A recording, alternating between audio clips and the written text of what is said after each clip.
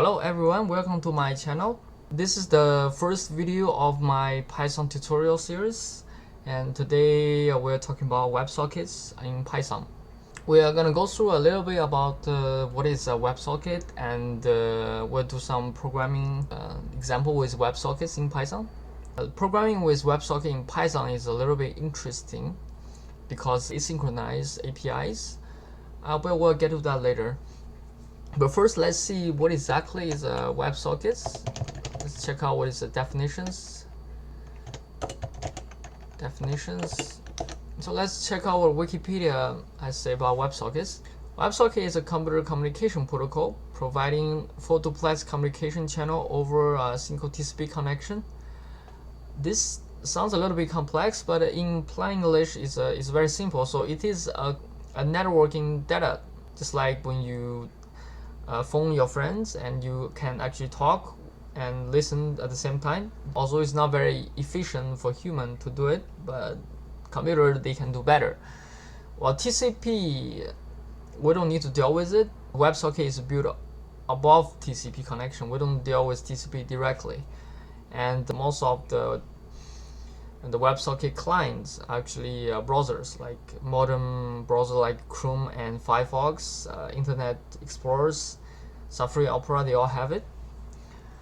And so since WebSocket runs on browser, so what is different than the standard browser protocols like HTTP, right?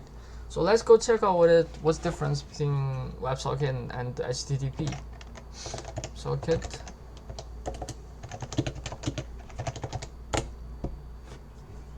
So okay, this is not the same. TCP.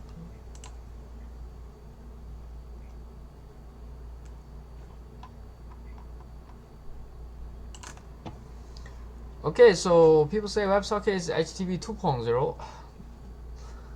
So we can see here, WebSocket has okay, HTTP is not full duplex.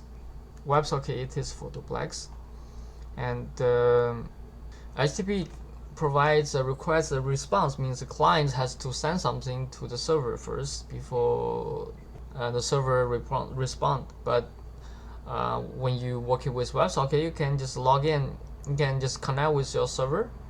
Both you and the server, both the client and server can talk at the same time. So again, it's full duplex. Rest of them is implementation details like overheads. They're all moderate overhead and caching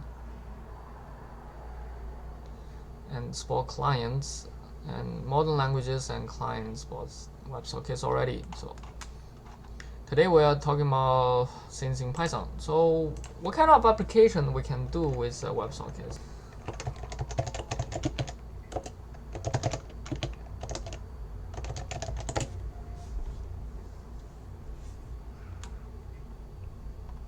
How to build the real-time application using WebSockets and in AWS creating. Okay, so here you can see you can create WebSocket with the chatting app. Easily, you can, for example, you can create the online chat room. It's like Slack, and you can also share images and videos at the same time in the real time with many people. It has a lot of advantage over traditional HTTP. So let's see how do we actually program WebSockets in Python. Okay, go back. This is something we need to fit up here. So WebSocket is network protocol full duplex. So it is really the full duplex that makes it different than the HTTP. It runs on top of TCP. For a long time, we have a socket in our computer, and it is Socket is a basic implementation of TCP in most systems, both Windows and Unix systems does that. And in this case, see what application they can do with WebSocket. For example, a chatting app. So it's a real-time application of chatting app. And what else, like sharing service.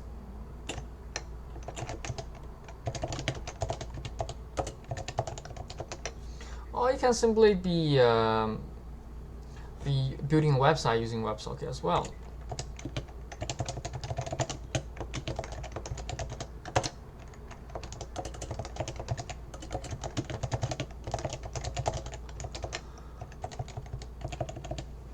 Okay, so let's get to the programming part.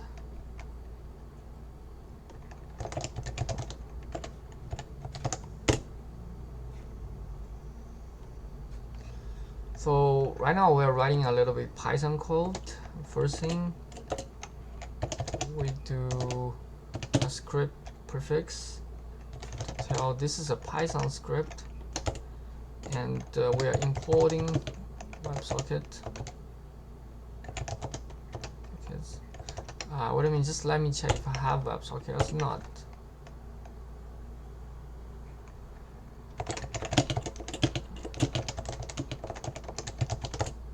Okay, I don't have it. So let's install it with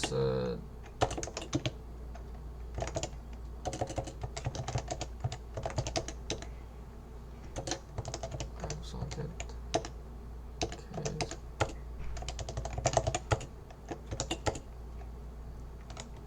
Test it, import sockets. Okay, voila. Okay, the second library we need is async IO.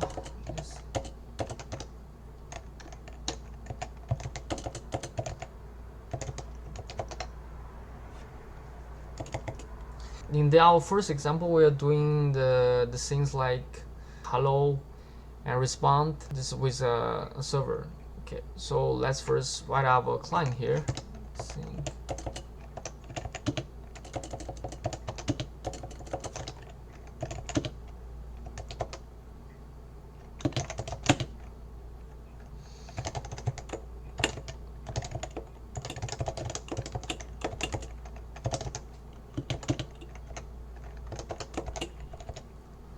So we're talking to ourselves, localhost 5678 will be our address. So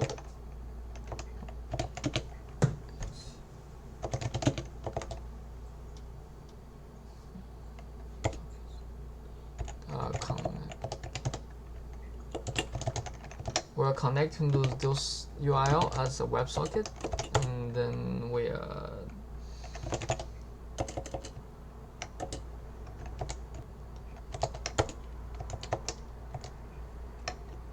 okay.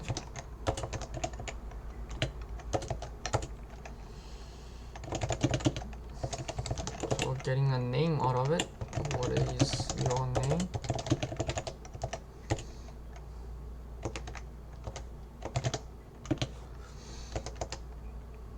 We're just writing the function right now, and later we'll explain what is going on.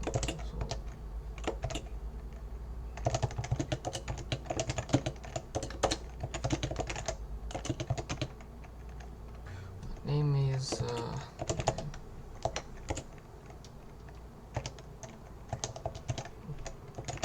now we're getting a message from server.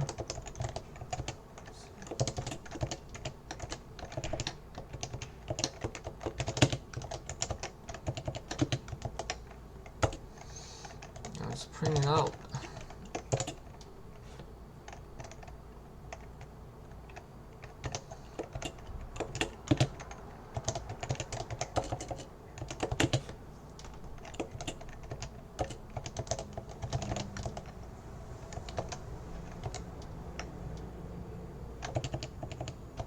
Okay, we'll have syntax error here.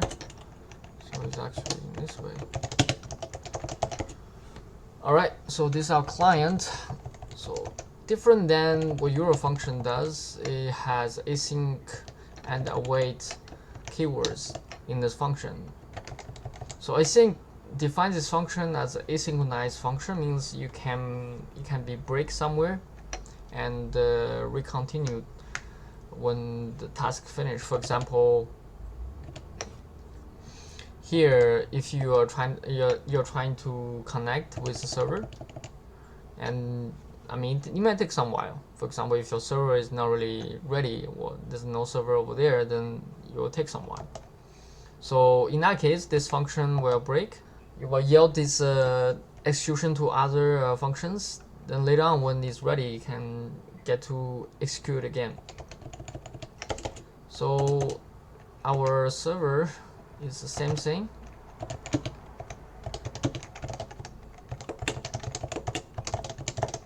So this server takes two parameters. Sorry, this server takes two parameters,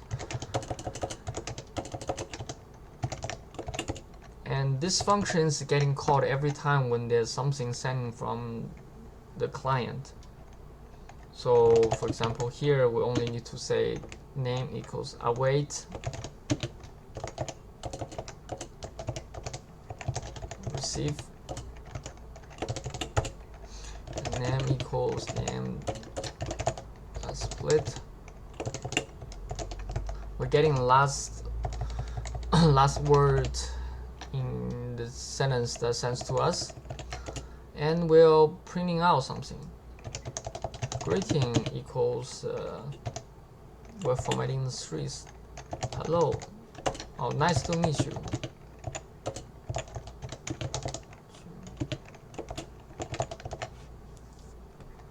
And we are sending out.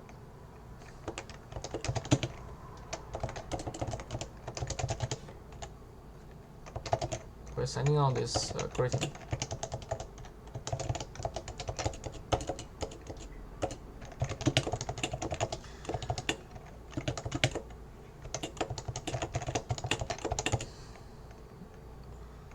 So we actually need to create a server here, because these functions only used for respond to the client. So we are creating the servers here, equals Websockets serve, and we passing out function server, and we are talking on the local host.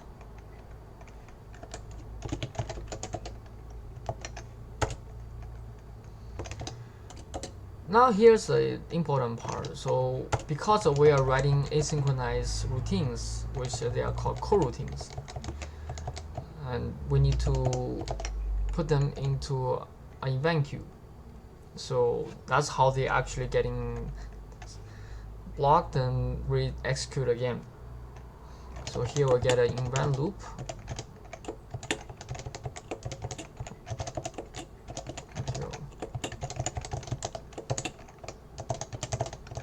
Server, and we also need to execute as our client.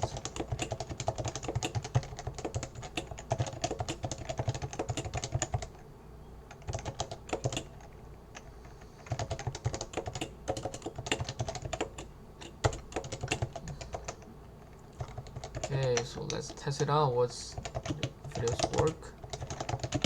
Python Websocket1.py.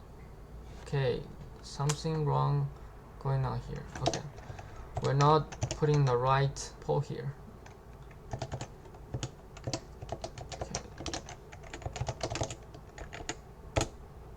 What is your name? Okay, say for example Alex. So nice to meet you, Alex. Here we can actually do something to check out whether our server is really running or not. For example, let's close this function, and we are doing that again. Python, so okay, .py. So what's your name? And right now the client is already connected. So we check out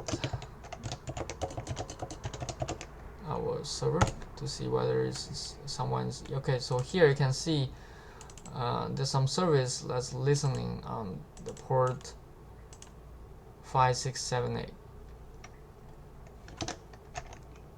So say my name is Alex. Now it's down, so assuming there's no more this port open again. So next thing we're gonna do example that's a little bit more complicated. Okay. So right now we're writing a real application that runs in the browser.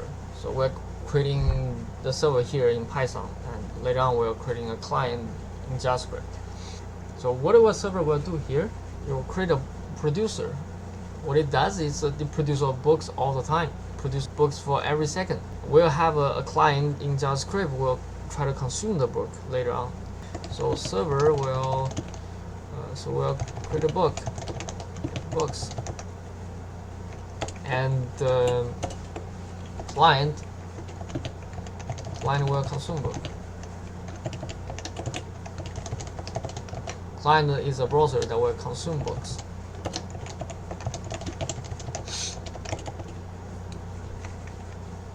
Again, we're running. First thing we need to do is we need to import all the packages like Websockets.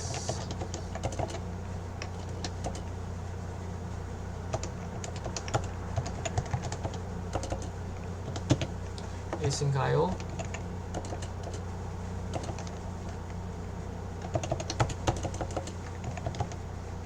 And we also need to import JSON, since JSON is the data will be transferring between clients and the server.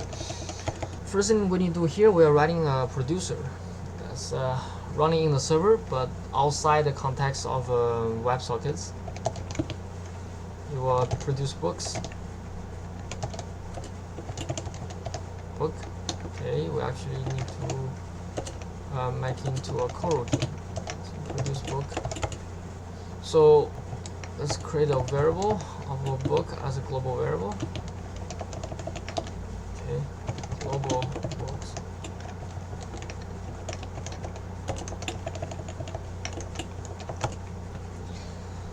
So here will be books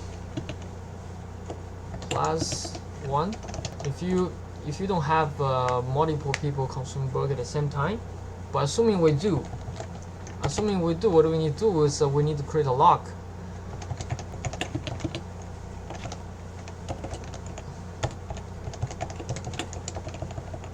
So only one people can produce a book at a time.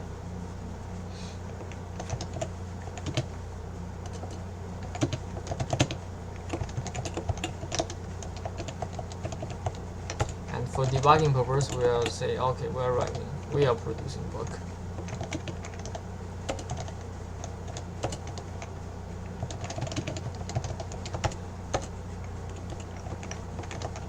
The second thing, we want to consume books. We also need a coroutine. A client will call this method in the browser, and when the server receives it, it will reduce the book by 1. Sorry, consume book.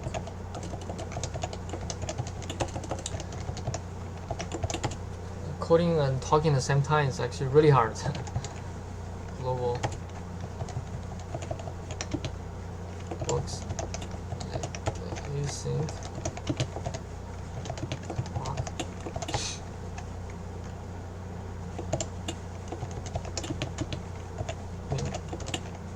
max actually 0.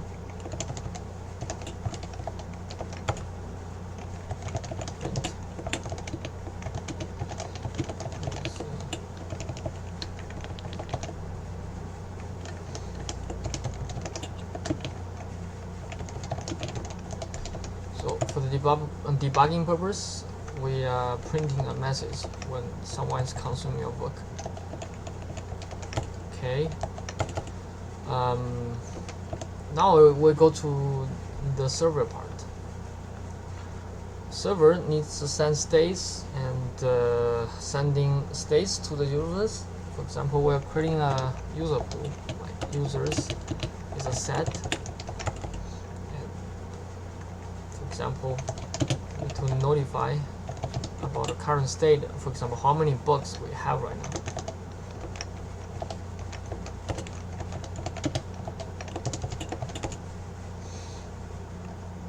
So if we have any users,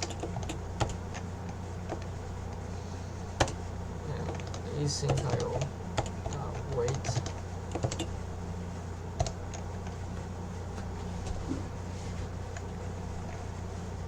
user.send, okay, we need to send something, message equal json.dumps. Okay, so type, creating a message with type. This message is very simple. It's only got a type, which is right now is a state, and we're producing. We're left with how many books right now?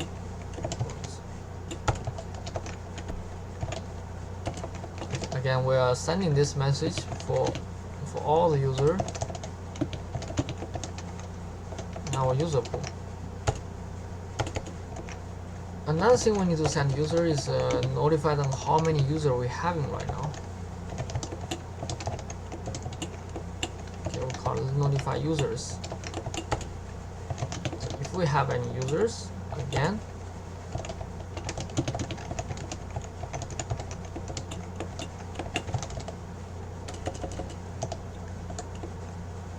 so again, this is a message about users. Which is called user. Again,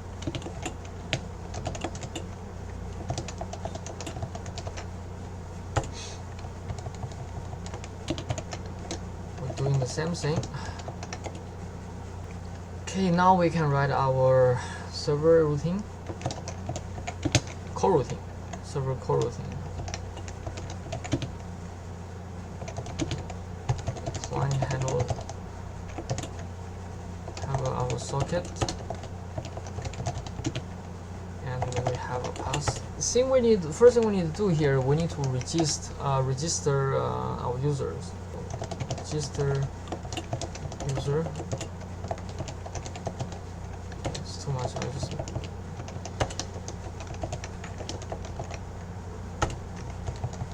And we want to define it.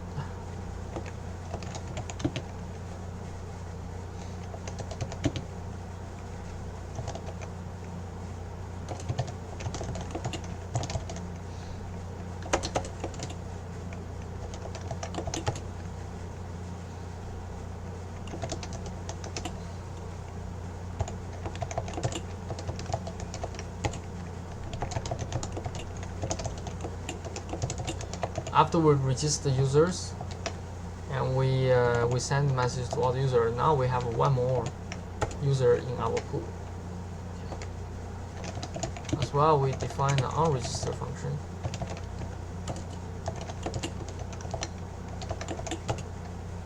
Users are removed.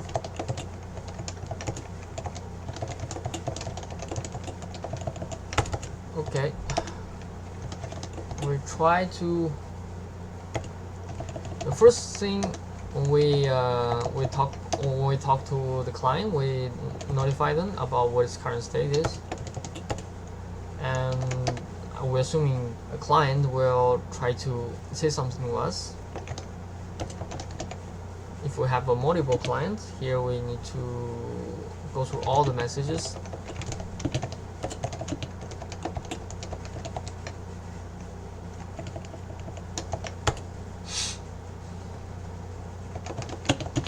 And if user are sending us something, we deserialize this JSON with this string to JSON object.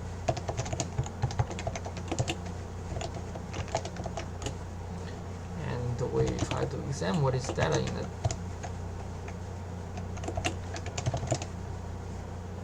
So assuming if we only have get called a by action. If if client only have action, it's called by, so we reduce our users.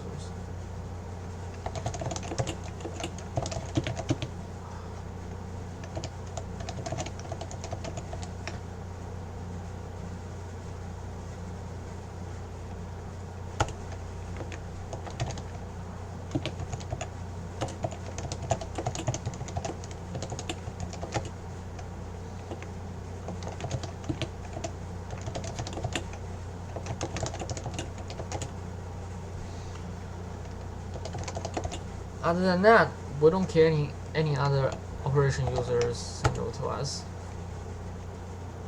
Right now we are saying, okay, if anything other happens, if we treat it as error.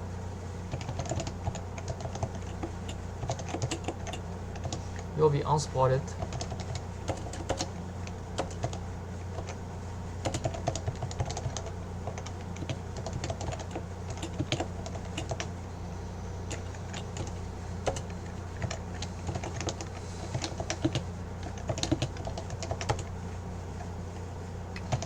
So again, if none of those happened above, if none of those happening, we will unregister our user.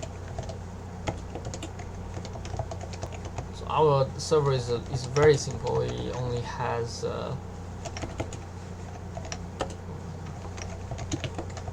one routine here.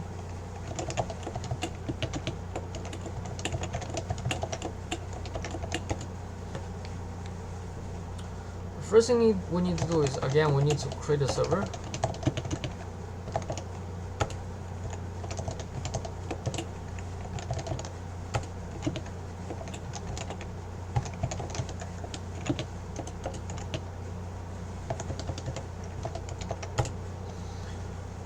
We also need to run our producer.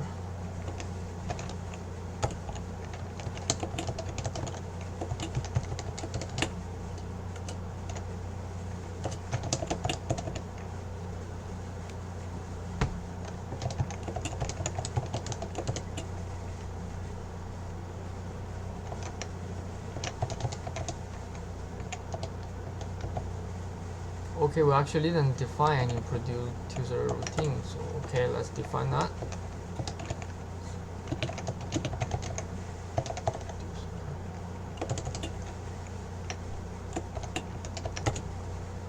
So what producer does is it will produce a book.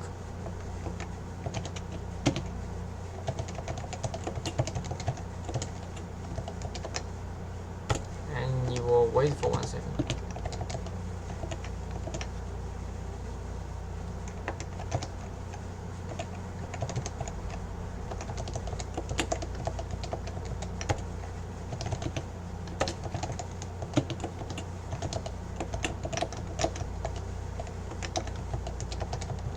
You'll be busy doing that.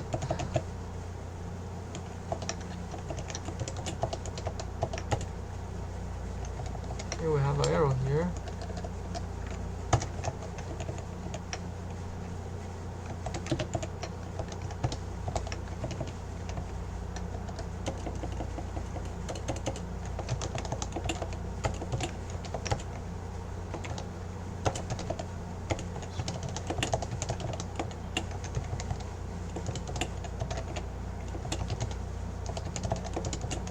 Right now we are creating the server and made it run forever.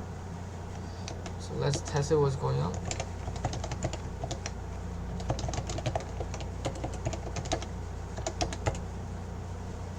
Okay, so our coroutine is working right now.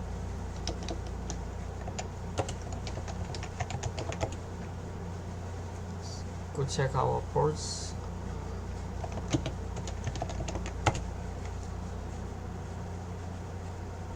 So when our application is listening, our server is listening on the port 5678. So with that being said, let's create our client. So it actually took me quite a long time to write this client, so I wrote it myself. Now we just go through what's going on inside it. So right now we're creating a client, HTML client. So it has some CSS code over here, and try to tell what kind of class has different colors. And the body here is a very simple thing. You have only three elements over here. It has a button, and it has a minus button and a value button. Value is actually not a button, actually. Also, we have a state element. It will report how many users we have over here.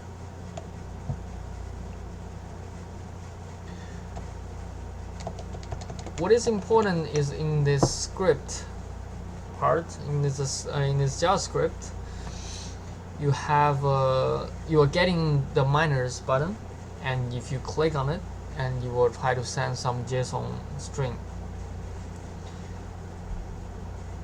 And also, if you receive anything from the WebSocket, you will update its current page.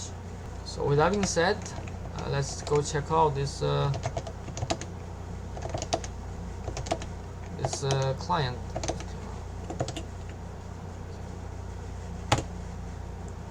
So it doesn't do anything right now. So let's start our server to see if it works. So right now we're supposed to have a good server running right now. Again, we press refresh. Okay, we're not getting any errors. Okay, we are consuming books. It looks good. Okay, if we try to launch another client,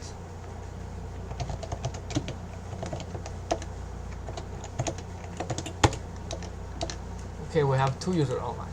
So it means we have 3, but the number of books is not updating in real time. So what is going on here? So actually, in the code, in the server, we've got to send the state towards users whenever we are producing books. We're supposed to notify state, await notify state.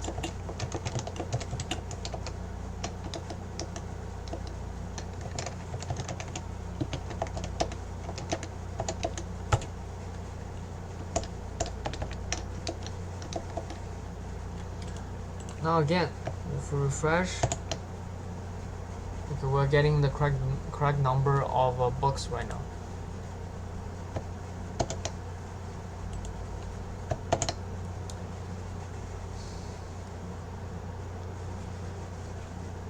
If we click the button here, it will reduce our number of books. So there you go. This is the first video in the Python tutorial series. If you like it, please press the like button. If you don't like it, press the dislike button. And see you next time.